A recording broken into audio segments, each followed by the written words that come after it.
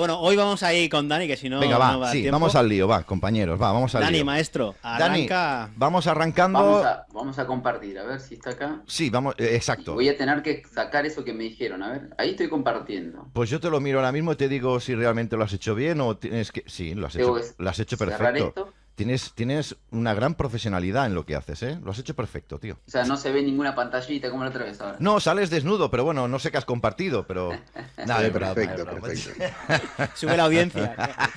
Bueno, ¿qué va a ser? Es así, a veces suele suceder. Sin duda. Copérnico y la nueva fe pitagórica, querido Dani. Bien, exactamente. Mira, esto voy a tomar las palabras que dijo Diru recién de qué pasa incluso cuando nos mienten con lo alcanzable, con las formas, con los objetos, y lo inalcanzable, y ahí nos metemos en los cielos, en la cosmogonía, en la cosmología. Sí. Y de eso se trata este análisis y esta interpretación o este análisis sobre lo que los otros afirman, es decir, lo que se afirma en la cultura y en lo general. Habíamos dicho que el arrastre, que se plantea un fundamento que tiene que ver con Pitágoras y su idea de la esfera, del círculo, todo eso, espero que lo recuerden. Y pasamos por Eratóstenes, por Aristarco de Samos, por quién es el uno, a qué adoran, quién es este dios, qué es el sol, un poco de Kabbalah, dónde está ubicado, cuál es el Sefirot que está incluido. Y llegamos a Copérnico, ¿sí? Espero que terminemos Copérnico al menos, porque tiene bastantes filminas Copérnico. Y llegamos a Benito, que entiendo que es español, así que, es más, podría decir que este libro, o si extracto es del año 92, y está hecho de la Universidad de Santiago de Compostela, ahí donde está nuestro amigo José Edelstein. Bien, el título ya sorprende, habla de la palabra fe y habla de la palabra pitagórica, ¿sí? Sí, O sí. sea que hay algo detrás que tiene un fundamento que en parte parece ser religioso. Bien. ¿Sí? Y perdón, Dani, Sí. la masonería hay una gran parte de la masonería que considera a Pitágoras como el primer gran masón de la Sí. ciencia, ¿no? De hecho, creo que Todo lo va a está decir relacionado. alguna vez. Sí. Bien, esta primera carátula tiene que ver con... Hay alguna afirmación que se nos dice desde el otro lado, y muchos la repetirán, como lo dijiste recién, Julio, esto de repetir, y es, ya se sabía en el siglo no sé cuánto que la Tierra era esférica, y además, mira, tráeme la ecuación. Después hay otra afirmación que te dice, ¿y cuáles son las ecuaciones que dicen que la Tierra es plana? ¿No? Bien. Resulta que, si yo cito a este libro, repito, de la Universidad de Santiago de Compostela, el muchacho cita y dice que no es hasta el siglo XII y el siglo XIII aparece un nuevo espíritu ahí como se ve. Dice que aparece un nuevo espíritu y ese espíritu tiene que ver con una observación de algo nuevo. ¿Y qué tiene que ver con comprender el mundo físico, como dice acá? Se meten los calculadores de Oxford. Sí. E incorporan las matemáticas a la física. Pareciera ser, según lo que, repito, es oficial, que las matemáticas y la física estaban separadas. Y son estos muchachos, si no es hasta el siglo XIII, que se introducen y que se matematizan, como dice acá, las cualidades. Promueven el álgebra y recurren al experimento imaginario, y ahí está el asunto. Está bien imaginar, y el registro cultural, el registro imaginario, está muy bien, pero a priori yo quiero investigar lo que sucede en la realidad. Claro. Porque si yo me quiero empezar a investigar, a ver qué pasaría si, ¿qué pasaría si? Está muy bueno, está muy lindo para, no sé, refrescar la mente, pero en sí la física y la ciencia me han dicho que demuestran la verdad, lo que sucede, la realidad del mundo que nos rodea. Bueno, acá sucede que física y matemática hasta el siglo XIII, contrario a lo que todo el mundo cree, estaban separados, ¿sí? Y aparecen estos calculadores donde agregan todo esto y empiezan a enlazarla filosóficamente y dicen que recurren al experimento imaginario para esclarecer conceptualmente los hechos. Entonces aparece una nueva ciencia y hay una creciente importancia de matemáticas que adquieren dice una impresionante llave de acceso a la inteligibilidad del mundo físico.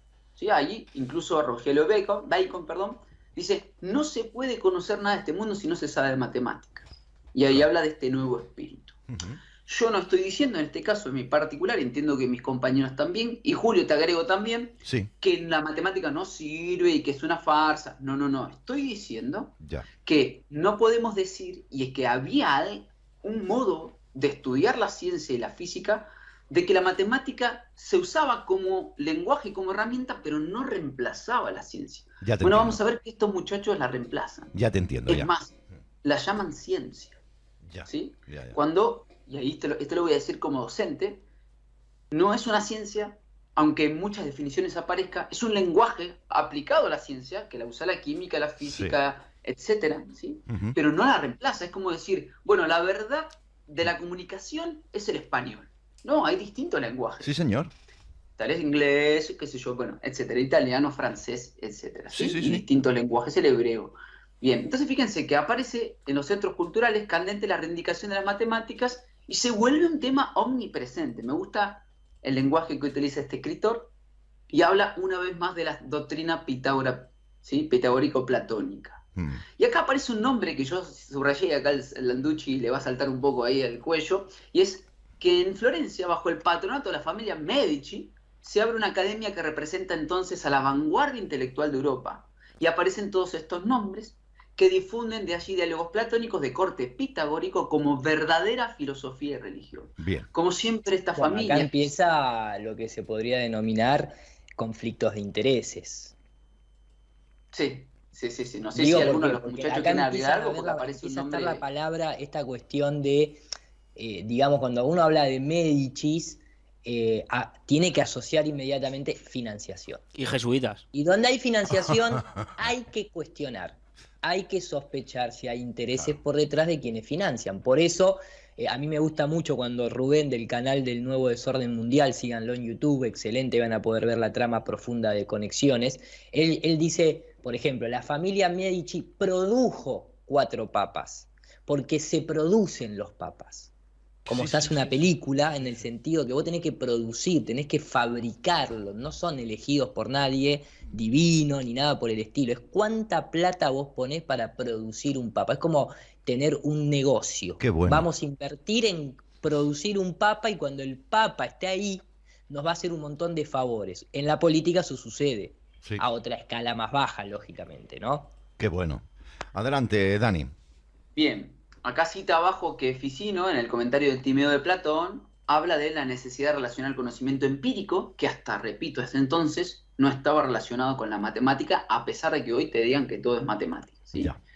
O sea que nadie sabía vivir antes, No, pareciera, y no, esto no. lo voy a decir un comentario propio, parecía que nadie sabía vivir hasta que no aparece la matemática. Eso es. O sea, como no vivía la gente entre, por ejemplo, el siglo I, perdón, y el siglo XI, no sabía cómo era el mundo, no crecían las plantas, no sabía cómo, no sé, poder plantar, cosechar, porque Exacto. de última para eso sirve entender la naturaleza. Eran tontos, vaya. Sí, y acá aparece el cardenal Nicolás de Cusa, interesante alma permeable, a las fascinaciones de la época, dice, llamará a Pitágoras, y ahí está lo que yo digo que dice Iru respecto al primer arquitecto o el primer ideólogo, llama a Pitágoras el primer filósofo, tanto por el nombre como por los hechos, ¿sí? Ya. Puso en los números toda la investigación de la verdad. Ahí está interesante. ¿Es en la naturaleza que aparecen los números o lo hizo Pitágoras? ¿Era Pitágoras Dios entonces, que él es el que pone los números? Digo, con estas afirmaciones bastante llamadas tiradas de los pelos o de la atención. Fíjense que Leonardo dice lo siguiente. Dice, Perdón, no Dani. me lea... Sí, Rápido, Sí. Pitágoras, no nos olvidemos que tiene una codificación. Vos hablas de que fue el que creó, etcétera. Pitón. Pitágoras, Sí. Pitón. Y sobre Python. todo Serpiente. la idea que vino a traer el otro día Dani, ¿no? Que el canon de belleza lo encontrabas en la geometría. Y decidieron los pitagóricos que lo más bello era la esfera. Por lo tanto, Dios tenía que ser lo más bello y por lo tanto el mundo creado por Dios tenía que ser una esfera. Esa es la relación que hicieron. Antes habéis hablado de los favores, ¿no? De la política de los propios papados. Recordad todos las regalías. Las regalías es aquello que os concede el Papa para que puedan emitir ciertos poderes únicamente en las monedas de curso legal. Y recordar algo, cuando ellos hablan, los griegos hablan de que el mundo era una esfera, no hablaban de que el mundo era una esfera con gente caminando en la parte de afuera. Ellos hablaban de que el mundo era una esfera en cuanto a que el cielo era semiesférico, la tierra era circular y plana, y la parte de abajo del abismo era la completitud del otro semiesfera que completaba la esfera. Pero los griegos pensaban que el mundo era esférico, pero plano, donde habitaba el ser humano, ¿no? Que era una esfera con todo tipito caminando totipotencial a un centro, y no eran tan boludos los griegos, Perdona, ¿no? porque muchos nos Dios quieren... no va a hacer eso. Si Dios crea una imagen perfecta como la esfera, no va a ser tan boludo de poner a la gente afuera caminando. Muchos nos tachan y se ríen y ridiculizan, incluso insultan, ¿no? De que no, los terraplanistas que son ahora, son como que se los han inventado hace 50 años o 100 años. Que mostrando una total falta Claro, es de, que volvemos de a lo- historia, de conocimiento, de lo que no solo los griegos, sino los mayas, los egipcios, los aztecas, los Claro. vedas, etcétera, etcétera. Es que ¿no? volvemos a lo único mismo. que demuestran es que no han Faltamos estudiado el nada. respeto, faltamos el respeto de forma fácil. Intentamos desprestigiar las investigaciones de otra persona a través de pues, no sé, mentiras. mentiras, de publicaciones. Nada, simplemente en fin. apuntar que... Vale, perfecto, pues venga, Dani Márquez, adelante, continuamos porque tenemos tela que cortar. Dale. Bueno, Leonardo dice lo siguiente: no me lea quien no sea matemático, y dice: ninguna investigación humana puede llamarse ciencia verdadera si no pasa por las demostraciones matemáticas. ¿Sí? O sea, a nivel de fanatismo sobre la matemática interesante, porque te está diciendo que todas las pirámides, todo lo que fue creado antes, que, repito, hasta ese momento tenían en ciertos aspectos corte pitagórico y en algunos no era que lo idolatraban, sino que simplemente tenían cierta ciencia, Sí. que podemos llamar incluso no humana. Parece que no habían construido nada, porque a partir del siglo XII-XIII recién aparece de vuelta la ciencia, como en este caso la física con la matemática. Entonces fíjense lo que dice. Podemos ver aquí que la matemática se identifica más que con una ciencia particular. Por esto este escritor dice ciencia, y a mi criterio, obviamente es un criterio, es otra definición, no es un lenguaje. Sí. Dice: es el método universal de que depende nuestro más sólido conocimiento científico. Vale. No se puede conocer otra cosa. Esto lo voy a saltar porque lo anoté acá para saltarlo, pero esto sí voy a hacer un poco hincapié porque dice: las explicaciones alternativas que en torno al orden de los cielos habían venido dando los diversos modelos astronómicos avivaron la polémica.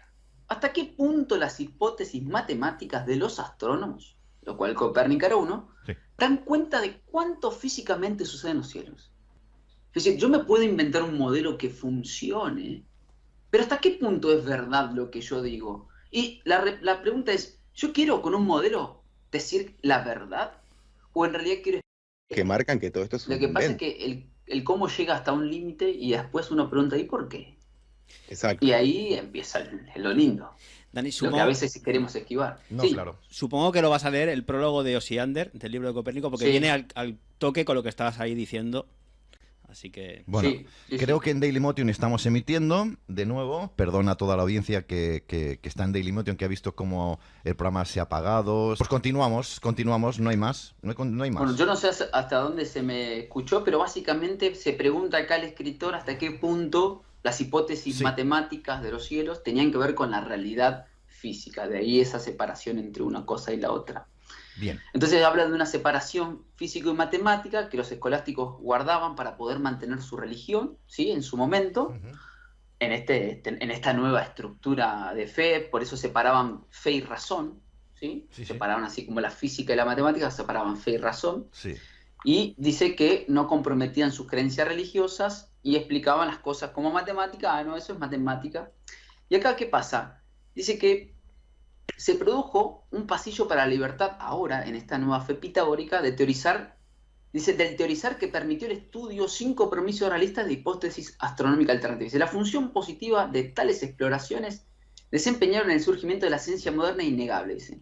Y acá está Oresme, dice: sin comprometerse con que la Tierra se mueva, sea medio Pilato, de hecho se convertiría en un precursor de Copérnico. Los tipos básicamente, para poder sostener su religión, trataban de inventar cosas y decían: no, pero esto es matemática nada más, ¿no? Y ahí aparece esto, ¿sí? Que es la astronomía instrumental en su momento. Ya. Y acá está interesante. Dice: lo único que nos hacía falta, como nos dice Hanson, era ese individuo único, con el valor necesario para criticar la tradición aceptada, con talento para articular con detalle cada intuición fresca, con un profundo deseo de ser algo más que un mero ingeniero celeste, un mero predictor. Lo que hacía falta era un filósofo de los cielos, que tratase realmente de comprender la estructura del universo. Y entonces llegó Copérnico, ¿no? Ujú. Y subrayo la palabra intuición una vez más. Y habla del filósofo de los cielos, alguien que quiera realmente decir la verdad, ¿no? Ujú. Y la intuición, Entonces- nuevamente. Sí, acá está el prólogo de Osiander, pero yo me voy a ir al prólogo de Osiander que está escrito acá, ¿sí? Me voy a saltear porque Lo que tú acá está veas. más completo. El prólogo de Osiander es el prólogo que escribe Andreas Osiander, que era un luterano, ¿sí? Creyente, que le pone al libro de Copérnico el Comentario Luz. Es decir, por ejemplo, ¿no? Vos, Julio, vas a escribir un libro y el prólogo te lo hace Los Varela. Entonces vos escribís que sí, vos pensás que todo lo que escribís es verdad y qué sé yo, y no sé cuánto, pero el que te escribe el prólogo, que supone que es tu amigo, que vos lo llamaste para que lo haga, Sí. escribe lo siguiente. Atentos todos. Dice, es propio del astrónomo examinar la historia de los movimientos celestes a través de una diligente y concienzuda observación, y luego idear o imaginar cualesquiera causas o hipótesis de ellos, ya que de ninguna manera podrá alcanzar las verdaderas. Dice, acá una pausa, está diciendo Osiander que el astrónomo, todos estos muchachos de astrofísicos, no sé cuántos, simplemente no quieren alcanzar la verdad, sino que era Sí, sí. una hipótesis. Ahora, Sí. cuando vos le decís eso, Julio, no sabés cómo se enojan. Qué bueno, qué bueno. Dice, sobre la base de las que podrán calcularse correctamente dichos movimientos, de acuerdo con los principios de la geometría, tanto en el futuro como en el pasado. Andreas Osiander les está hablando a todos los astrónomos del siglo XX y XXI también. Pues no es necesario que esas hipótesis sean verdaderas, ni siquiera verosímiles, sino que es suficiente una sola cosa, que proporcionen un cálculo de acuerdo a las observaciones.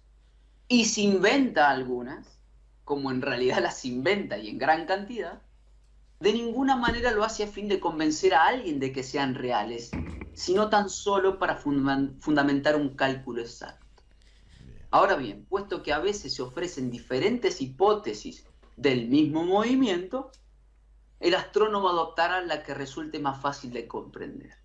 Bien. Y esta es la frase clave. Y que nadie en lo que a las hipótesis se refiere espere de la astronomía nada de cierto, Oh. ya que ella no Ostras. pretende nada semejante. Oh. Toma. Oh. Y hay una parte muy linda. Moraleja, Uf. revisar bien quién te escribe el prólogo, maestro. Uf. Claro, Claro, y ¿cómo hace? segundo, no me acuerdo si lo vas a leer más adelante o no, pero de acá salió una gran frase que literalmente está escrita, pero creo que la dice, no sé si la dice Kepler o alguien, que era, y Dios dijo, hágase Copérnico. Y añadir Sí. que encima Copérnico decía que el Sol estaba a 3 millones de kilómetros, cuando hoy en día te dicen que está a 150 millones de kilómetros. Sí. O sea, ¿de qué me estás hablando? Como decimos aquí en nuestra ciudad, ¿qué me estás container? Y van adaptando los cálculos a esas hipótesis y a eso que al relato que van contando después, ¿no? Pero ellos van adaptando con la geometría, con los cálculos, las distancias, según les conviene. Pero es que la última frase que nos ha... Es dilapidaria. Buah, brutal. Pobres los astrónomos. Pero además dice los del futuro, Julio y muchos compañeros ya lo han leído, pero no dice solo de los del pasado y los del presente, habla de los del futuro, que vienen ahora. Algunos amigos nuestros también. Qué bueno. Acá hay un texto que habla de que, bueno, él dice, su pretensión de asir el contenido del mundo desde el formalismo matemático, en consecuencia es su pretensión pitagórica implícita de que la racionalidad del mundo es matemática. Ellos ya empiezan a fusionar todo eso y hablan de la razón específicamente, ¿sí? Ya. Que hay algo que hiere en Osiander y todo eso, ¿no? El escritor empieza a tratar de justificar ese prólogo, ¿sí? Bien, entonces incluso habla de, fíjense esto, el único cambio básico que entrañaba el sistema planetario copernicano consistía en la readopción de la antigua concepción griega de un universo heliocéntrico. Supone no tener en cuenta que lo que está en juego es la revolución copernicana, que es algo más que una determinada teoría, y acá nos metemos en la pregunta de por qué nos engañarían. Ya. Y recordad a todo el mundo que el protestante este de Osiander, que escribió el prólogo y encima financió a Copérnico, estaba íntimamente relacionado ese protestantismo con Venecia, y obviamente no podías dejar atrás a los jesuitas. O sea, por favor, vamos a ir hilvanando datos que tenemos por ahí, pero que al final convergen. Joder, con los jesuitas, macho. Porque la historia es un mito que los hombres acordaron creer. Muy buena. Adelante, Sí. Dani. Bien, acá habla de que no es solo una cuestión de geometría, sino que dice que se pone en juego el derecho a hablar pitagóricamente sobre lo real. La legitimidad de un punto de vista matemático sobre el ser ya. Él dice que la reivindicación del sistema copernicano, bueno, haya estado históricamente vinculada a la polémica, dice que los aristotélicos negaban la posibilidad de tal punto de vista matemático sobre el ser. Ahí hay una pelea, una puja entre los platónicos, pitagóricos y Aristóteles. Y esto está acá abajo, ¿sí? Donde dice, ningún otro problema ha dado lugar a más nobles y bellas especulaciones. que el de saber si el uso de las matemáticas en la física es oportuno o no. Ya. Es bien sabido que Platón creía que las matemáticas son particularmente apropiadas a las investigaciones de la física, por eso él mismo acudió en varias ocasiones a ellas para explicar misterios físicos. Pero Aristóteles, decía, mantenía un punto de vista muy diferente y explicaba los errores de Platón por su excesiva adhesión a las matemáticas. Y recuerden que Aristóteles es el primero que supuestamente fundamenta la Tierra bola, con esos 3 criterios, ¿sí? Y ese tipo, o ese sujeto, o ese mito, ¿sí? Es el que dice, no, la matemática y la ciencia, me parece que no. Entonces fíjense que acá es precisamente dice, ¿por qué tras Copérnico se halla toda la fuerza de la racionalidad pitagórica? Porque los nombres como Kepler, dice, hombres, perdón, que critican el carácter rudimentario de la geometría copernicana, ¿sí? O sea, está dice Kepler, otro gran mito, ¿sí? Sí. Criticaba a Copérnico y decía, lo que el tipo escribió no es nada en realidad, pero que el mismo Kepler destruye el dogma, ¿sí? Es un dogma. ¿El dogma cuál? Platónico pitagórico. ¿Cuál? El de la circularidad y la felicidad, ¿sí? Y fíjense lo que pone entre paréntesis. Ni el mismísimo Galileo pudo romperse ese dogma, sino que fue Kepler el que lo hizo, ¿sí? Genial. Dice, bueno, critica a Copérnico por interpretar a Ptolomeo antes que a la naturaleza. Bueno, voy a saltear esto. Dice, estas palabras muestran claramente que lo que Kepler admiraba no era la geometría que Copérnico aplicó al cielo, sino su decisión de emplearla dándole una extensión física. Es decir, la fe pitagórica encarnada por su obra, su confianza en que la arquitectura del mundo es armonía matemática. Es decir, hay detrás de todos estos individuos una idea a priori, y tenía que ser a como dé lugar. No hay manera que sea de otra manera, porque mi Dios es bueno, mi Dios es lindo, mi Dios es hermoso, yo creo en esta ideología, en esta idea, y entonces tiene que ser el mundo así, y todo el mundo tiene que obedecer a esa idea. Entonces fíjense que la admiración por el pitagorismo que Kepler ve subyaciendo tras el heliocentrismo copernicano queda plasmada en las siguientes palabras, y presta atención, público, compañeros y oyentes.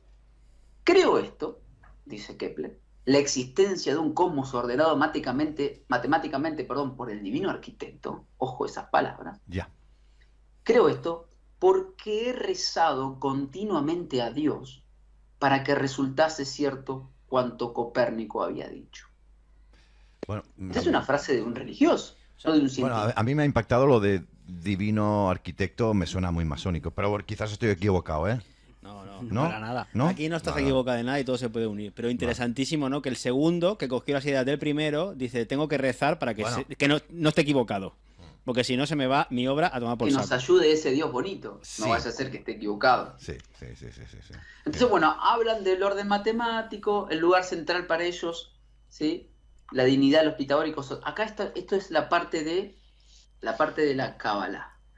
Es sabido en el lugar central para ellos, en mayor unidad, que los pitagóricos otorgaban al sol, al tiempo que son conocidas las connotaciones místicas con el que el platonismo pitagórico renacentista cargaba al rey de significado. Y acá Kepler dice lo siguiente: y en medio de todo permanece el sol, pues ¿quién es ese bellísimo templo pondría esa lámpara en otro lugar mejor, desde el que pudiera iluminar todo? Y no sin razón, unos los llaman lámpara del mundo, otros mente, otros rector. Trimegisto lo llamó Dios visible, Sófocles en Electra el que todo lo ve. ¿Te suena esa Julito? Sí. Y así, en efecto, como sentado en un solio real, gobierna la familia de los astros que lo rodean. Fantástico. ¿Sí? Eso es lo que hace la corriente pitagórica. El sol este astro rey que ilumina todo. Bueno, porque resulta que la luna no ilumina la noche, ¿no? Bueno, pero que todo lo ve, ¿no? Lo que decíamos antes, ¿no? Eso es el heliocentrismo, colocar el sol en medio, en el centro, y darle todo su simbolismo de Dios todopoderoso. Está bien. Continuamos. Y seguimos pues. Seguimos la pregunta que dice, ¿por qué nos mentirían? Dice Garín, dice lo siguiente: se trata de una manera, la de Copérnico, totalmente nueva de considerar las relaciones entre el cielo y la tierra, entre el hombre y las cosas. He aquí la respuesta de la pregunta, la respuesta de los oficiales. Acá no hay tal cosa como que, bueno, es esférica, es plana, y a mí que me cambia. Acá se trata lo de Copérnico, de una nueva relación entre el hombre y los objetos, entre el hombre y las cosas, entre el cielo y la tierra. Una concepción, dice, tan turbadora, así lo subraya Karim, y de consecuencias tan lejanas que aún no ha sido totalmente asimilada. Podríamos decir nosotros que lo hemos asimilado. En el mundo en el que salimos hoy a la calle, vemos esa consecuencia copernicana, donde el ser humano no es más que un pedazo de carne. Bien. Y fruto de la casualidad, ¿no? Perdido en el infinito. Exactamente. Todo lo Entonces, cambia. fíjense, dice, Dan- bueno, que habla de todos modos, lo que sí es indudable, que esta revolución desterró la Tierra del centro del universo para elevarla a los cielos, anunciando la disolución de las fronteras entre el mundo sub y superanular, donde dice el fin del mundo y el comienzo de otro. Y ahí terminó el libro de este muchacho que estaba en Santiago de Compostela, ¿sí? Y acá inicia Carlos Blanco, otro español que ustedes conocerán, que es Copérnico, guía para jóvenes, ¿sí? Y acá inicia nuevamente sobre Copérnico, hablando de que la matemática simplifica los cálculos respecto al modelo geocéntrico, que la teoría de Copérnico tardó mucho en ser comprobada, porque no se disponía de las herramientas conceptuales adecuadas ni de instrumentos. O sea, no había conceptos claros ni instrumentos como el telescopio para decir que lo que Copérnico estaba diciendo era cierto. Sin embargo, se aprobó y se aceptó. Eso es. Entonces, el relato que nos dicen los muchachos hoy del siglo XXII no tiene validez histórica, oficial. Porque si no tenés instrumentos y no tenés hipótesis reales, ¿sí? Según este escritor. Sí. Entonces, ¿de dónde te sacás toda esta idea? ¿Te la inventaste? De la manga. La compraste, Sí. la quisiste, me gustó, soy masón, soy lo que sea y ya está. Sí, queda claro. Entonces, fíjense, en la época de Copérnico no existía un método científico claramente delimitado que permitiera conjugar adecuadamente experimentación y razonamiento teórico. Lo dicen Sin claro. método científico, el tipo cambió el mundo. Es más, dice acá que Galileo, ¿sí?, y Newton son los que desarrollan el método científico y que, obviamente, capaz de efectuar, dice, con predicciones comprobables. Es decir, en la época de Copérnico no había elementos para hacerlo y que Copérnico actuó como una especie de catalizador. ¿Sí? Vale. Perdona, simplemente apuntar en cuanto a hacer predicciones, los mayas, los Vedas, los antiguos griegos en Babilonia también hacían predicciones, entre muchas cosas, de los eclipses. Recordad el ciclo de Saros. Ellos ya lo sabían, el ciclo de Saros, que cada 123 ciclos sinódicos hay 84 eclipses. O sea, lo tenían todo medido. Ellos sí que hacían predicciones reales también. Y lo digo porque todos estos pensaban que la Tierra era plana. Y probado está a partir del mecanismo de Antiquitera, ¿no? O sea, esto no es algo que se dijo, está ahí, comprobadísimo. Total. Sigue, Dani. Continuamos. Bueno, acá yo esto lo voy a saltar. Perdón que la yerba tenía un poco de polvillo. Bien, la mayoría de instrumentos, bueno, tenían origen medieval hasta el momento de Copérnico: esferas celestes, terrestres, vara de Jacob, cuadrantes, cilindros, relojes, compases, pero ningún telescopio o método de fotografía, dice el escritor. Y con este equipamiento que dice ahí abajo, Julio, Copérnico movió la Tierra. Anda, qué O bien. sea, qué capo, la verdad no lo puedo creer, impresionante. Entonces, fíjense, para entender, dice acá el escritor, las teorías de Copérnico, en el comentario Luz, es imprescindible recordar los fundamentos del geocentrismo. Y ahí aparecen las grandes culturas. Aún la griega geocéntrica, y la china, y podemos citar muchas más, y no solo de el cosmos, ¿sí? Porque cuando hablan de cosmos la gente cree que habla de la Tierra en su momento. Cuando se habla de la Tierra, el cosmos se habla de todo, ¿sí?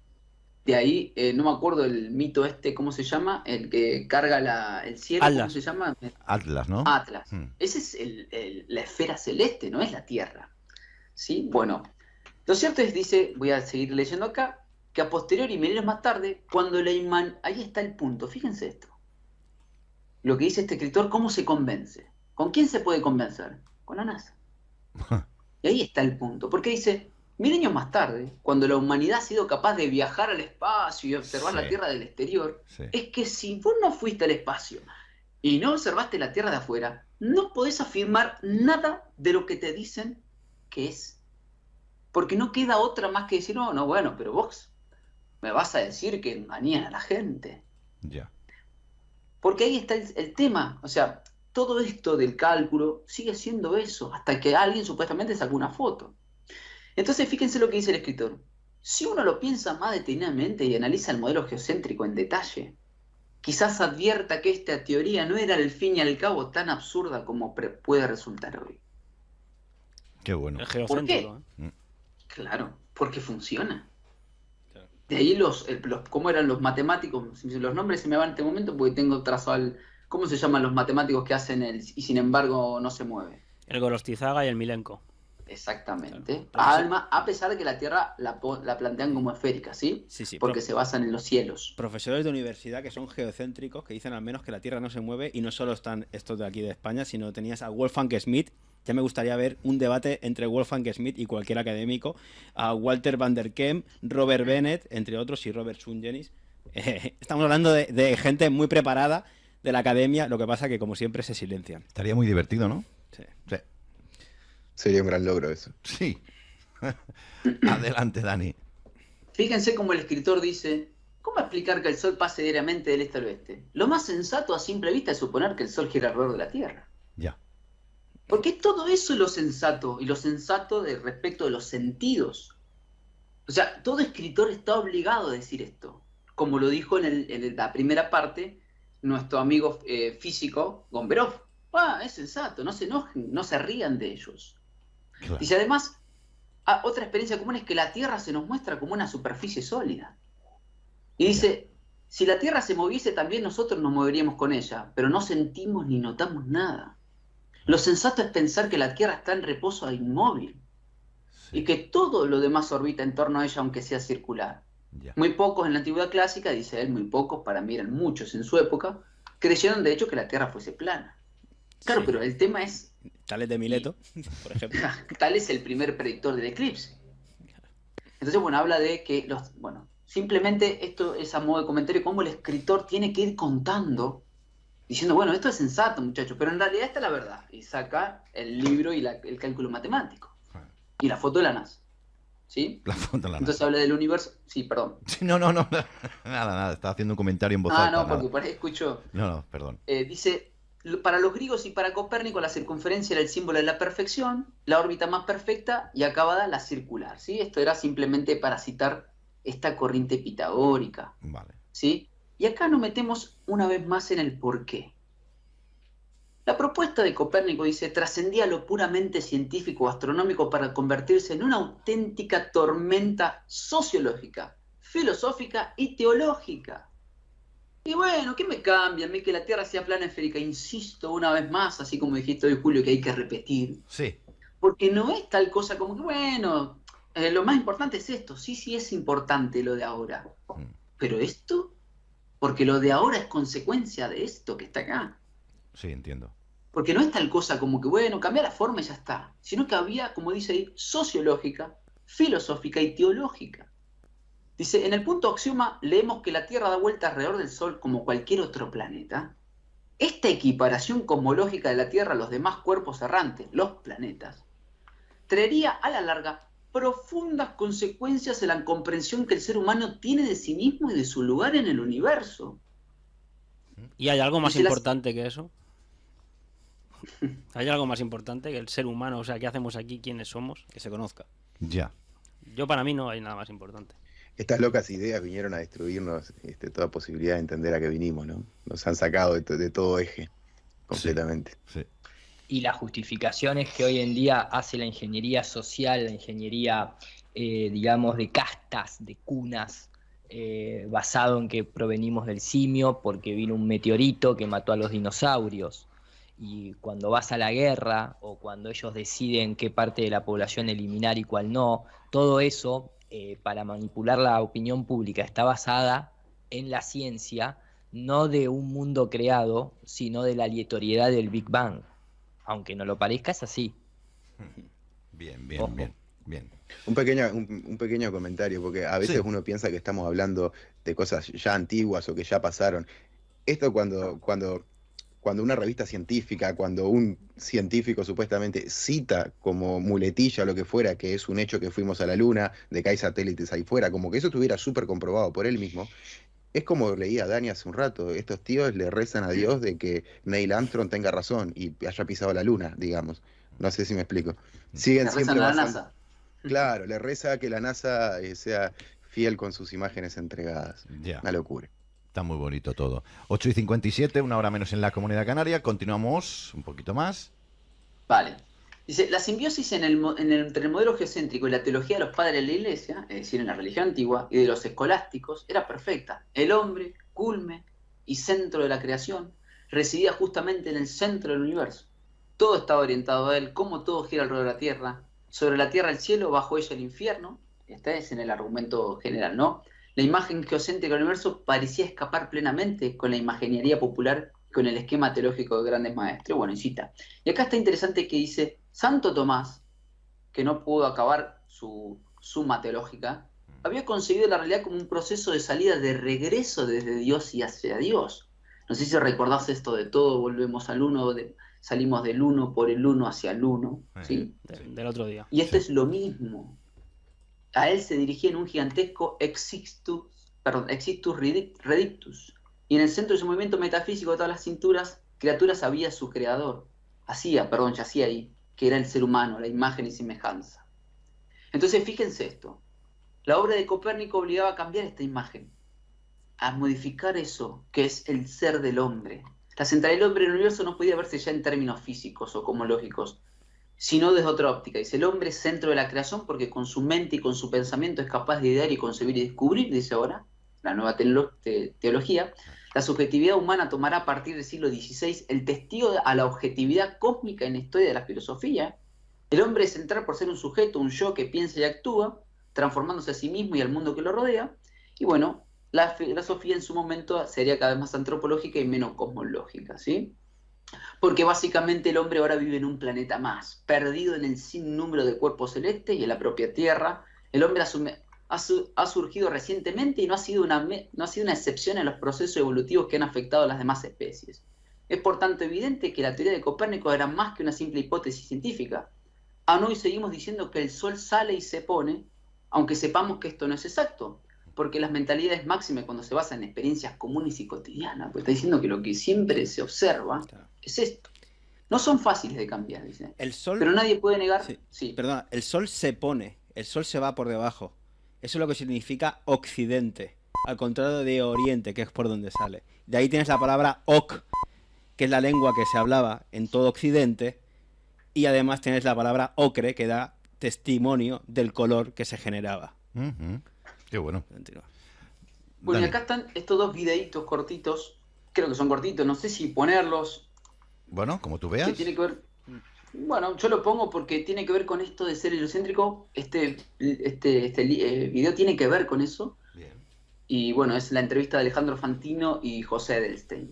Está graciosa este trocito de la entrevista. Ahora, no sé si lo hemos puesto aquí alguna vez, pero bueno, no deja de ser interesante siempre volver a verla porque ya lo habéis visto, ¿no? Es la desvalorización completa del ser humano, de cómo nos hacen sentir con esta... ¿Se escucha? Sí, ahora sí. Bien, perdón, David.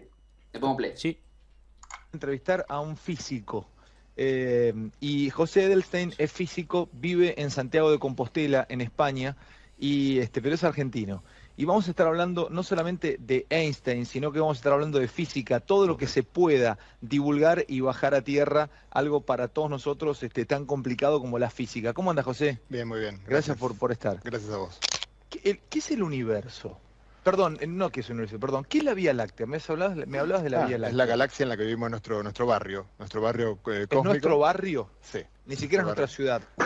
Bueno, ponerle nuestra ciudad por el barrio podría ser el sistema solar, quizás para lo más cercano tenemos nuestra estrella, que es el Sol, y una serie de planetas y asteroides y cometas que estamos todos alrededor del Sol. ¿Y hay muchos sistemas solares en la Vía Láctea? Y aproximadamente entre 100 y 200.000 millones. Sí. Dale. Sí, ¿De sistemas solares? Bueno, o sea, de estrellas. Algunas tendrán planetas, otras no. Es muy difícil ver los planetas. ¿Me repetís la cifra aproximada? Sí, entre 100 y 200.000 millones, probablemente 200.000 millones. Solo en nuestra galaxia, y hay unas 100.000 millones de galaxias como la nuestra. Sí, es desasosegante. La poca importancia que tenemos para el universo, ¿no? Viniendo hace 5 siglos. Te juro me da ganas de llorar. Podés llorar, sí. Hay entre 100 y 200.000 millones de estrellas En la Vía Láctea. en la Vía Láctea. Y hay, como la Vía Láctea, aproximadamente, se calcula. Sí, unos 100.000 millones de galaxias como la Vía Láctea. Pero qué sé yo, ¿no? De verdad, si me decían los órganos, porque me siento un... No, ya sé que soy un pelotudo marca Una mierda, cuerda No, cósmica. es algo, Pero es claro, algo que aunque yo lo sé, entre comillas, obviamente sabe. cuando uno se pone a pensarlo te conmueve y te te conmueve, deja, claro. te hace sentir muy, muy pequeñito. Bien. Buena edición de Nur, ¿eh? Bien robado este video. Sí, señor. Sí, señor. Eh, Sí, maestro, no, pero es impresionante, siempre hacemos unos comentarios. Pero primero, el tipo, aunque yo lo sé, dice, entre comillas, dando una probabilidad del 50% más o 50% menos. No es que está simplemente dando una probabilidad, lo sabe y dice, bueno, entre 199.000 millones de galaxias y 200.000 millones de galaxias. No, entre 100.000 y 200.000. Julio, Sí, ¿cuánta un plata 100%, tenés vos en el un banco? 100%. Y hoy tengo entre 10.000 y 20.000 dólares. Más o menos. Más o menos, Bueno, ¿eh? es el doble, flaco. O sea, ¿cuánto tenés? Porque, ¿viste? Pero después el mensaje es muy claro. Es la desvalorización total y con esa desvalorización se justifican hasta los más atroces de de las acciones, Y básicamente. además empequeñecen un poco también al ser humano, nos sentimos insignificantes Es y fundamental. somos claro. una mierda, vamos, directamente. O sea, estaría bien dicho si decimos que estas estimaciones que ellos hacen tienen un margen de error del 100%, porque justo es el 100%, es el doble. Sí, sí, ¿Quién sí. puede creer en una ciencia que diga un margen del 100%? Joder, Aunque sea, es una pelotuda. es que es muy fuerte. Es muy fuerte. Dani, Dani, dale. dale.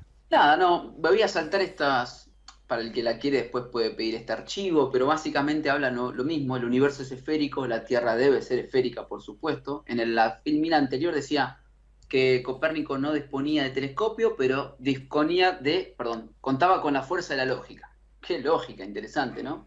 Ya. Su lógica, entonces. Eso sí. Entonces, simplemente estos comentarios tienen que ver con eso. Acá está el prólogo que le di en el principio, ¿sí? Y acá está interesante algo que me voy a detener quizás si tengo tiempo para... El nacimiento de la ciencia moderna, dice, se abandona la visión de querer saber la verdad de las cosas. Ya. La ciencia, dice acá, no pretende conocer la esencia, el verdadero fundamento de las cosas, lo realmente real, sino que tiene unos fines mucho más limitados, pero al mismo tiempo mucho más pragmáticos y certeros. Lo que se propone es describir de la manera más fiel posible los procesos que tienen lugar en la naturaleza. Entonces, muchachos, y esto es para el que está enfrente, bien dicho, no se enojen. Si sus filósofos, sus escritos, lo único que dicen es todo el tiempo que la ciencia no quiere conocer la verdad, sino que simplemente quiere describir las cosas lo mejor fielmente posible y además ser pragmático. Entonces, si nosotros, aunque el modelo sea difícil y aunque los cálculos se vuelvan una locura, ¿sí?, queremos describir la verdad, eso no implica, ¿sí?, que yo tenga la ecuación, pero es más difícil la fórmula. Me acuerdo de un debate, recuerdo, entre comillas, una charla con Quantum Fractal que decía, bueno, pero la ecuación esa va a ser re difícil. Y maestro, lo que importa ¿qué es? Describir las cosas solamente, o nosotros queremos, yo, y entiendo que mis compañeros también, queremos saber la verdad. Claro. ¿Cuál? Bueno, ¿viste? pero perdona, y re difícil es lo suyo de las ecuaciones que ni siquiera pueden probar el problema de los tres cuerpos. O sea, imagínate. Y ya ni te cuento 4, 5 o 10.000, como dicen. Ya ni el de los tres cuerpos con la ecuación pueden solucionar. Claro, pero ahí y directamente implica la venida de Einstein con el relativismo. Claro. Porque la verdad relativa te dicen, porque como presuntamente, académicamente te demostraron que la ciencia es Dios, que todo es relativo, porque todo viene por la rotación de la Tierra y el movimiento que no pudieron percatarse, entonces claro, si la ciencia es relativa, tu manera de ver el mundo también, porque eso es científico, y eso Joder. se ha impregnado en toda nuestra psique humana. Y podemos establecer ecuaciones llenándolas de conceptos, de letras, que significan conceptos, un código. Pero no hay nada concreto. No tienen por qué ser Claro, verdad. claro. Me parece fantástico. Bien, continuamos. Un poquito más, Dani. Francis Bacon dice lo siguiente, mira, en su libro Teoría del Cielo. Hay un pacto entre la filosofía y la astronomía en virtud del cual, ésta habrá de preferir las hipótesis más adecuadas y cómodas para el cálculo, mientras que aquellas que se aproximan más a la verdad. Por lo demás, las hipótesis de la astronomía no deberán prejuzgar la verdad de las cosas. ni los principios de la filosofía podrán apartarse de los fenómenos astronómicos. Acá hay un pacto, y esa es una palabra interesante, entre la astronomía y la filosofía a partir de esa época, ¿sí? Donde se dice, mejor prefiero los cálculos, que no me sean tan incómodos, porque, viste, a mí me gusta la esfera y esta curvita es suave, porque es donde hay una punta, y astrología diría, hay una cuadratura, es complicado, ahí está el asunto, ¿sí? Entonces, bueno, la ciencia necesita las matemáticas como lenguaje para describir el funcionamiento de la naturaleza. Fíjense cómo se contradice este escritor y el otro. La ciencia necesita las matemáticas como lenguaje, no como ciencia, para escribir la naturaleza, ¿sí? Dice, las matemáticas son siempre una aproximación a la realidad, pero nunca la agota, ¿sí? Es decir, nunca podemos decir que la matemática es la verdad o la realidad, porque es un lenguaje para describir. Entonces, la certeza plena no existe en la ciencia, que constituye una aproximación para comprender la realidad física espacio-temporal, dice acá. Y justamente en ello reside su grandeza, porque nos invita continuamente a avanzar en el conocimiento. Es como la zanahoria, siempre te la corren, ¿no? Sí. Nunca hay nada cierto aquí. Claro, claro. Y este es otro video, creo que lo han mostrado, no sé si tiene sentido mostrarlo, que tiene que ver con también este ser ilocéntrico. ¿Y por qué nos engañarían? Estamos tratando de contestar eso por los propios, no por nosotros, no son nuestras palabras. Claro.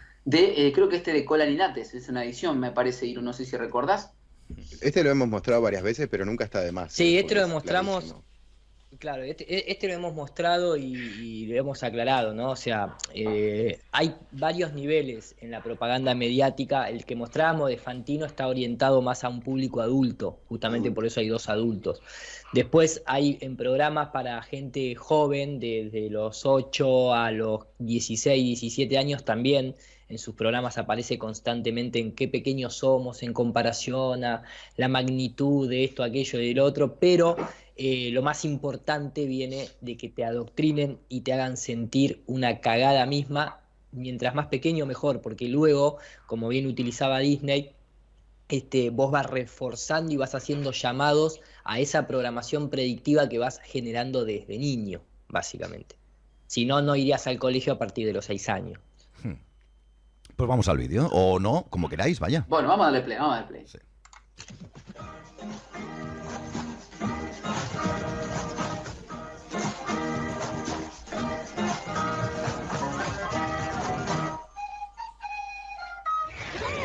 ¿Cuál es el punto de nuestras vidas? ¿Cuál es el sentido de la vida?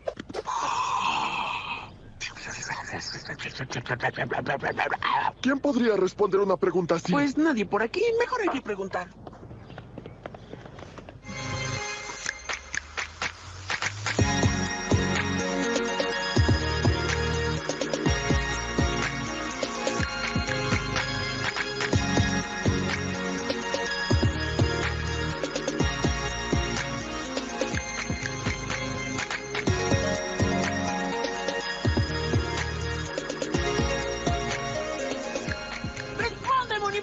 ¿Cuál es el sentido de la vida? Chicos, pronto, alguien necesita una respuesta cósmica. Hay que explicarle el sentido de su penosa existencia usando una agradable canción. Y 1, 2, 3. Si tú crees tener problemas, muchas dudas y estrés, recuerda que en el gran plan tu vida nada es. Las hojas pequeñitas ves, enormes son para un 100 pies. Depende de quién lo mira, es cuestión de perspectiva. ¿Crees que el planeta Tierra es lo más grande que existió? Y es algo muy pequeño ante Neptuno grándulo. Oye, tranquilo, porque si crees tener problemas, si eres flaca o eres gorda, recuerda que en el gran plan tu vida no importa. Frente al Sol soy una pequeñez, es el más grande, ya lo sé, más solo lo es en su sistema, parte de algo aún mayor. La Vía Láctea, la galaxia, universo digo yo, es lo que vemos nada más, eso es enorme de verdad. Tú eres minúsculo, ya ves, irrelevante ya, sobre esa roca estelar una manchita que limpiar. Podrás vivir un siglo o tal vez un poco menos, mas aquí 100 años son tan solo un fugaz momento. Porque si crees tener problemas, muchas dudas y estrés, recuerda que en el gran plan tu vida inútil, miserable, diminuta, despreciable, fútil, insignificante, aburrida y desdeñable no importa en realidad.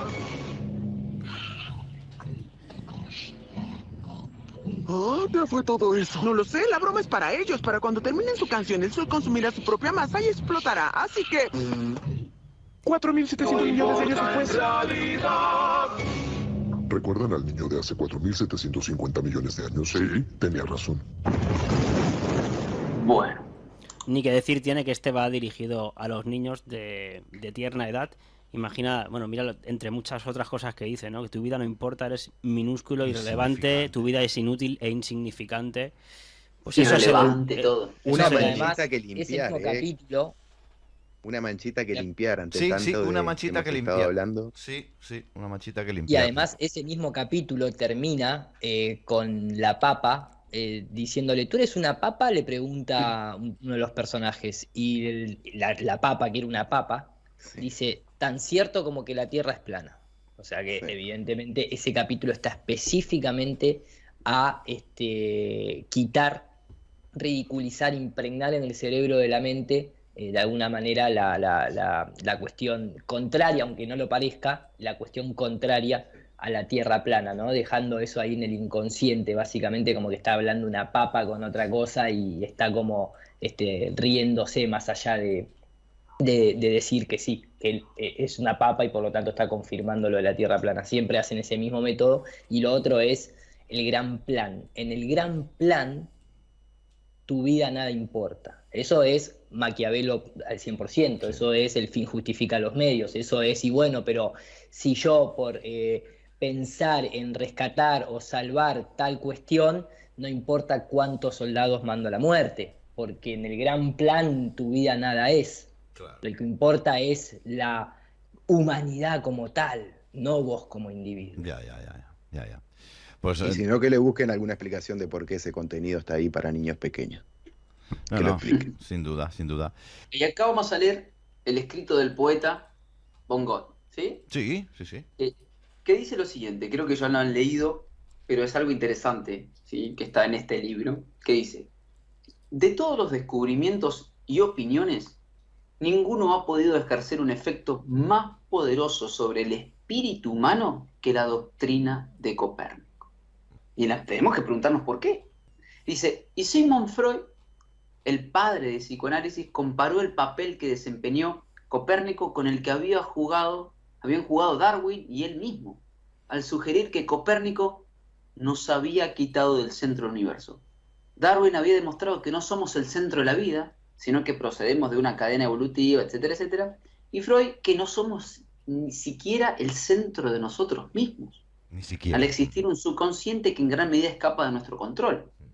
Dice acá, lo cierto en todo caso es que a partir de Copérnico el ser humano se ha sentido bastante solo en el universo, en un cosmos cada vez más inmenso y oscuro. Si antes cabía estar tranquilos por esa centralidad, desde Copérnico y sobre todo los descubrimientos de la astronomía moderna que nos muestran un universo gigantesco, descomunal, donde la Tierra ocupa una minúscula, ínfima e insignificante parcela del espacio. Estamos algo asustados. Lo expresaba mejor que nadie el matemático, filósofo y teólogo francés Blaise Pascal, cuando decía: el silencio de estos vacíos me aterra. El ser humano solo en el cosmos, en un cosmos que no le habla, en un cosmos frío e inanimado. Pero como el propio Pascal escribió, el ser humano es frágil y pequeño en comparación con el universo, pero es capaz de pensar, y el pensamiento y la inteligencia nos permiten abrirnos a horizontes infinitos, nos dan la posibilidad de comprender las leyes que rigen el funcionamiento de este cosmos, y a gigantesco y aparentemente hostil, nos da en definitiva el mayor de los poderes, ¿no? Sí. Permitime meter el bocado, porque ahí diste algo súper importante. Recuerden cuando hablábamos con Iru muchas veces sobre educación y demás, hay una especie de panfleto promocional que él mostraba que decía que antes se recomendaba, antes de entrar a esa etapa escolar, que tuvieran 3 ideas tremendamente grabadas a fuego en la cabeza, y justamente esas eran la teoría de la evolución de Darwin, la teoría copernicana y el estudio del subconsciente de Sigmund Freud. ¿Se acuerdan de esos 3 puntos elementales? No quería dejar pasar eso, Dani, perdona. Bien, continuamos. No, claramente. Voy a seguir en este libro, sí, el mismo libro, sí, de este escritor, y dice lo siguiente: Aristóteles pensaba que los cielos, los espacios siderales eran perfectos e inmutables, y que se regían por leyes completamente distintas de las que imperan en la Tierra. Creencia, dice, con la que acabarían los trabajos de Galileo y Newton, una sola física para todo el universo. Y aquí está, creo yo, una de las grandes trampas científicas, y es que igualar todo y decir que las leyes de arriba, el cielo, la tierra, son todo lo mismo, en una cosmogonía, ¿sí? No cosmología, ellos cosmologizan todo, hace que por eso las antiguas civilizaciones tenían diferentes opiniones en el cielo y hablaban de los dioses y etcétera, ¿sí? Porque en realidad estaban separados y había otras leyes ahí. Tal es así que yo siempre he ejemplificado de esta libertad y esta idea de que el hombre incluso puede superar a esos dioses arquetípicos que ellos llamaban Dios Sol, Dios Neptuno, Dios Marte, ¿sí? Porque ellos siguen todo el tiempo el curso de su órbita, si se quiere, de su línea, pero no se pueden mover de ahí. El Sol no va a salir por el sur, al menos hasta el momento. Sí. Entonces, en función de esto, eso es la parte filosófica de, y ahora vos sos lo mismo que lo que está de arriba, y lo que está arriba es algo que va, no sé para dónde va ni por qué va, pero va hacia el uno. Esa es la concepción teológica de que los ángeles, como seres de luz, no podían tener libre albedrío. Al contrario que los humanos o los genios para otras religiones. Sí. Bien.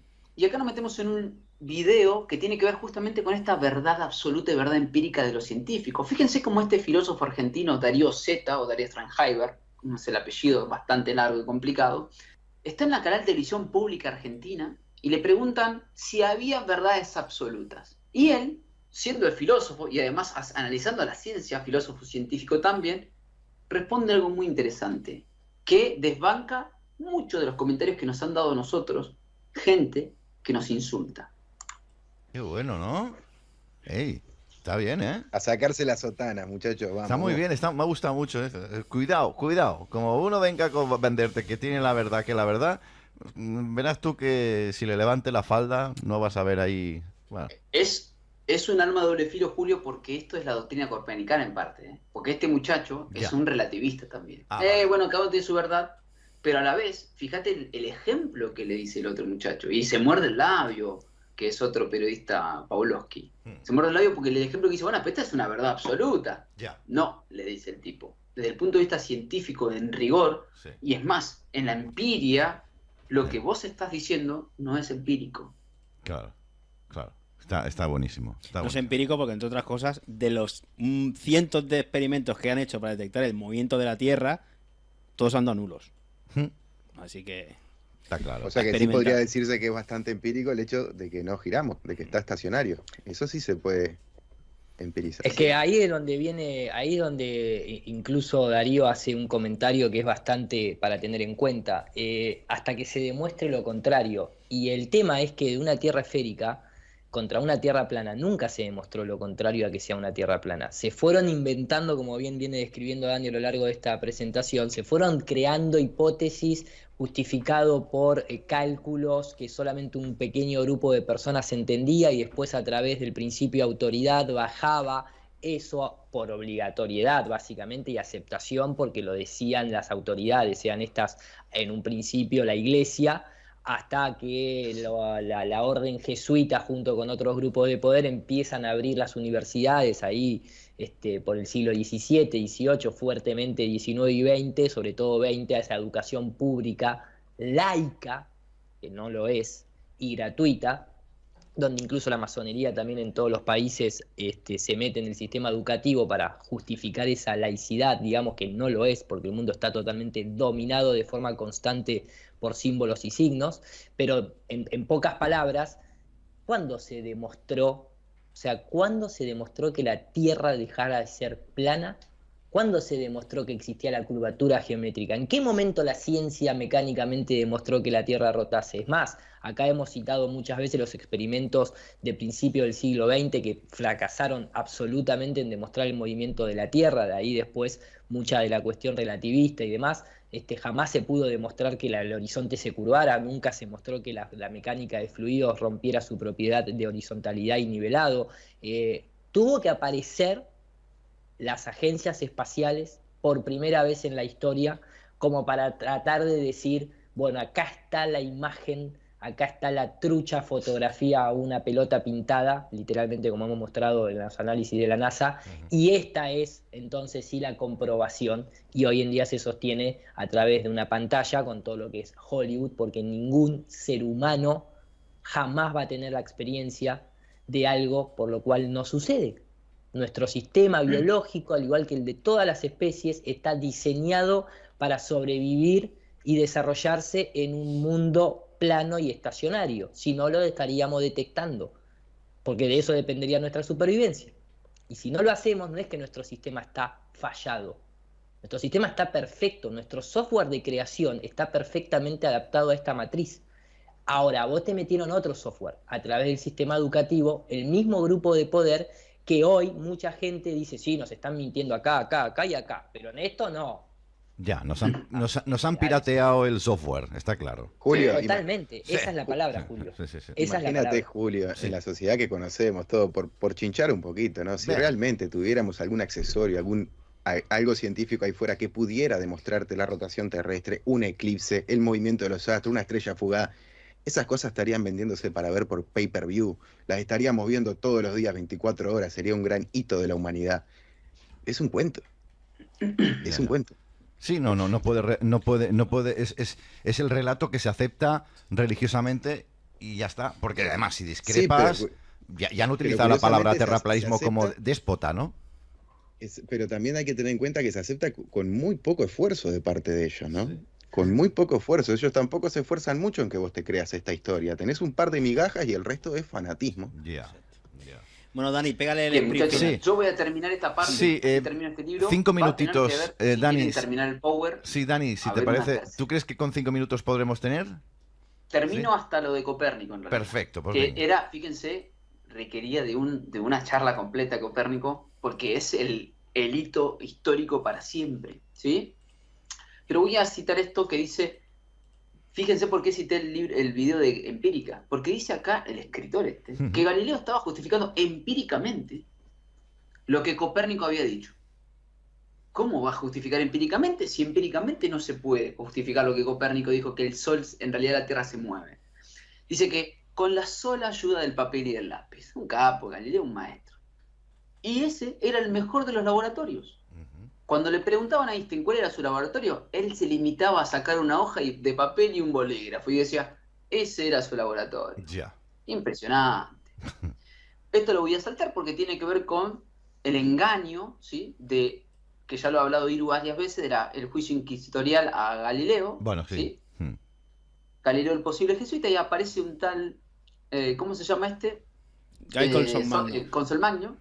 Aparece obviamente que Kepler y Newton estuvieron cautivados durante toda su vida, y acá yo cito esto porque está en el mismo escritor, que ya termina, quedan dos Sí, dos tranquilo. filminas más, donde se nos dice a nosotros, no, porque ustedes que creen astrología, no, ustedes son en realidad que pseudociencia por allá, pseudocientífico por acá, por allá, no, que vos creés en la medicina germánica y no, vos no sé qué, y hablas de las plantas, y vos...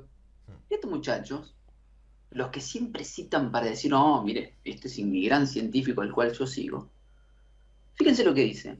Kepler y Newton estuvieron cautivados durante toda su vida por la astrología. Algunos pensarán que es una deshonra para la ciencia seria.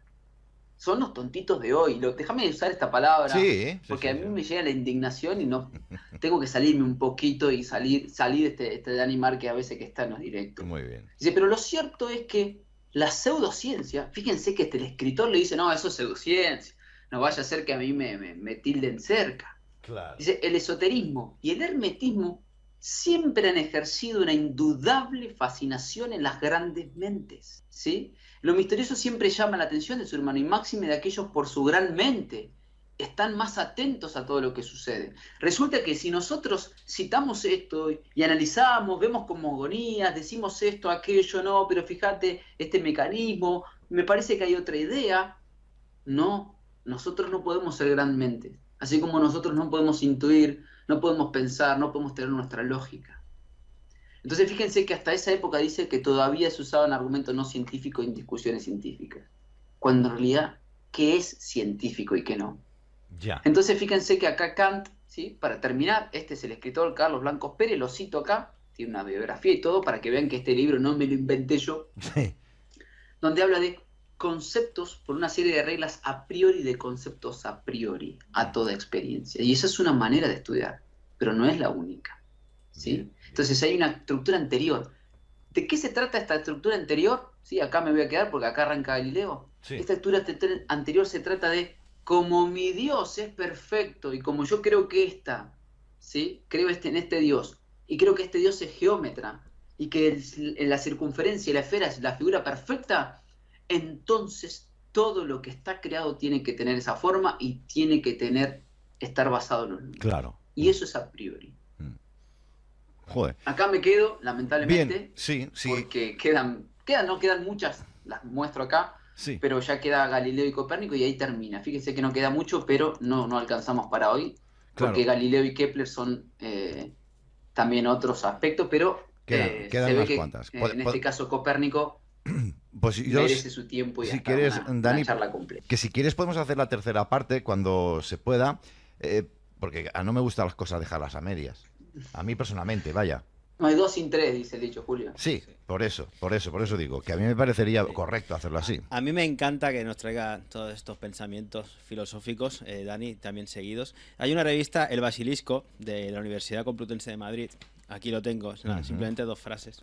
Bien. Que dice literalmente que los cosmólogos, los que estudian el cosmos, de a día de hoy, sin saberlo, dejan de hacer ciencia para comenzar a filosofar. Claro. Adornadas, o sí, de un aparato matemático y una terminología increíble. En cosmología dice, no caben los experimentos, salvo que se considere ingenuamente como experimentos las simulaciones por ordenador. Y aquí me quedo hasta el siguiente turno. Ese fue un gran libro, que quedó en los videos antiguos de Nur, no sé si estará. Ya. Bueno, ya. Ahí queda. Bueno, pues vamos a ir terminando ya. Si queréis hacer alguna conclusión, breve por favor, 9:32, 1 hora menos en la Comunidad Canaria. Sobre este particular haremos una tercera entrega. Pues, Iru, conclusiones últimas, si puede ser breve. Y había un filósofo, esos que inventaron, que decía, es signo de una mente inteligente entretenerse con un buen pensamiento. Ojo, porque tal vez si te tomás estos temas un poquito como entretenimiento, te pueden terminar llevando a conclusiones que te van a generar una libertad y un bienestar que muchos anhelan y que se piensan que lo van a encontrar en la política. Ya, por ejemplo. Sí. En la economía, Sí. No lo en sé. la ciencia. Sí. Esas 3 ramas y muchas más están conectadas con la masonería, la iglesia y los grupos de poder. Pero es que si ¿Cuántos levantas cualquier... cachetazos más te tiene que dar la vida para que te despiertes? Pero es que si Para que levantas una entiendas que piedra, esto es algo en querido... el cual vos no dependés de nadie para transmitirlo. Acá la comprobación la podés hacer directa. Acá no hay cajones cerrados con llaves, acá no hay escritorios cerrados, acá no le tenés que golpear la puerta a nadie. Y esto abre, literalmente, la llave del cosmos, donde la gente puede empezar realmente a pedir, de alguna manera, sin esperar de los otros, una especie de, no de comprobación, sino no encuentro la palabra en este momento, pero... Comenzar a tener respuestas, tal vez, ¿no? Sí, es una llave maestra para todo. Es una llave maestra para todo lo que viene por debajo. Genial. No, quería decir que si hoy en día en todo, ya puede ser lo político, lo social, lo laboral, lo espiritual, está todo manchado por la mano oscura de la masonería y de los jesuitas, de esos que, bueno, que ya conocemos todos. Es que, vamos... Probablemente todo venga de mucho más de tiempos antaños y al final hoy en día tenemos la herramienta de conocernos muchos, de tener una buena comprensión de lo que ocurre en la actualidad y a partir de ahí de podernos volver a construir esas preguntas, de dudar de las respuestas que nos han dado y entre todos andar una senda ya no solo más mundana sino también espiritual. Bien.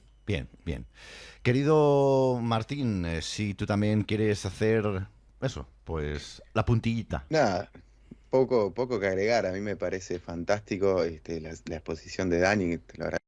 ¿Y qué pasa? Obviamente aparece el temor por ahí de no quiero escuchar. Y en general cuando uno se sabe que... ¿Qué pasa si se nos prende fuego la casa? Y tenemos que ir a revisar hasta la base. A ver si está firme. Bueno, pues espero que el próximo día que hagamos esta tercera parte, no sé si será el próximo jueves o el otro, por lo menos tengamos más fortuna en esta emisión, que aunque en Dailymotion estamos emitiendo sin ningún tipo de problema, en Odyssey pues estamos teniendo problemas, cortes continuos, ya es el segundo. Bueno, luego a ver si podemos unir todos los pedacitos y lo subimos entero. Sin duda. Okay. Bueno, pues primero de todo, Martín, Iru y Dani, gracias a los tres. Nos despedimos desde aquí. Gracias. Gracias de corazón. Muchísimas Saludos gracias, gigantescos compañeros. para todos. Recuerden www.nurparatodos.com.ar. Ahí sección blog y videos, todos invitados para chequearlo. Gracias, de corazón. Gracias. Nur para todos y gracias a vosotros, de verdad. Hasta el próximo jueves. Adiós, hermano. Chao. Hasta luego, gracias. Y nosotros aquí en la mesa también pedimos disculpas porque, repito, mira, se ha recuperado la emisión ahora mismo. Pobre Julio, va loco. Yo es que hoy, de verdad... Nada, tranquilo, hombre. Hoy me voy a coger y me voy a cenar y me voy a sentar en el sofá. Y ya está. O sea, mañana será otro día. Hoy para mí. Mañana saldrá el sol. Mañana saldrá el sol otra vez y mañana le daremos caña. Porque se ha cortado 3 veces, no 2, 3 veces. Se ha recuperado. Sentimos mucho estos cortes, de verdad. Discúlpenos, no es cosa que nosotros creamos. Mira, no, Dailymotion está funcionando perfectamente. Yo simplemente para acabar, traemos estos temas porque nos parecen totalmente trascendentales para uno mismo, aparte de la propia sociedad, pero sobre todo para empezar por uno mismo. Y ya ven que lo abordamos desde múltiples puntos de vista, desde los más empíricos, demostrables, observables, pero también desde el punto de vista histórico, desde el punto de vista más sociológico, teológico, religioso e incluso filosófico también, como hoy hemos estado viendo, ¿no?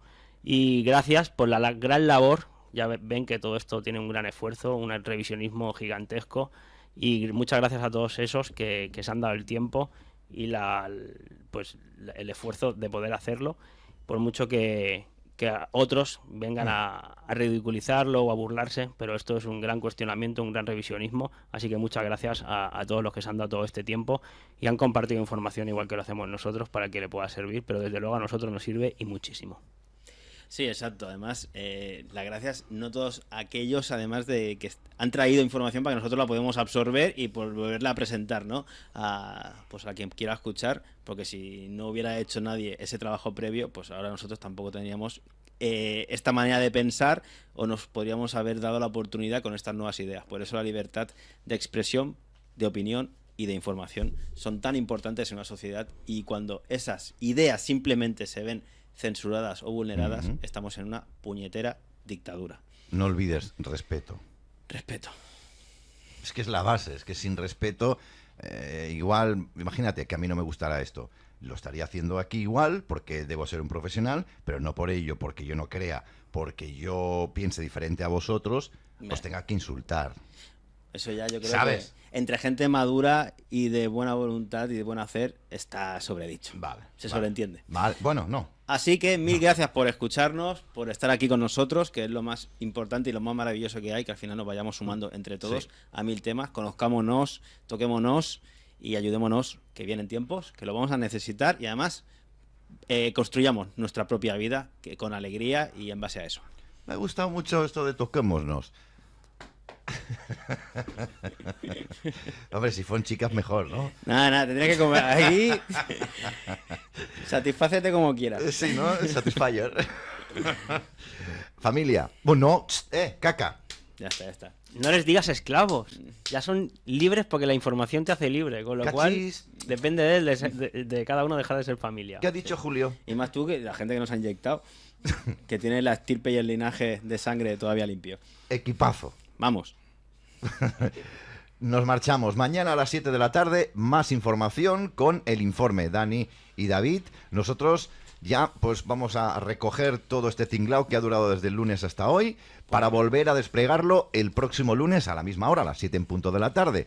Pasen un buen fin de semana, diviértanse, no caigan en el error de asustarse de lo que dice la televisión. Salgan, disfruten, diviértanse y sean mejor personas. Siempre podemos ser un poquito mejor. Me lo digo a mí mismo, no a ustedes. Y si ustedes también quieren hacer esa prueba, pues perfecto. Nada más, gracias, feliz noche a todos. Chao. Adiós.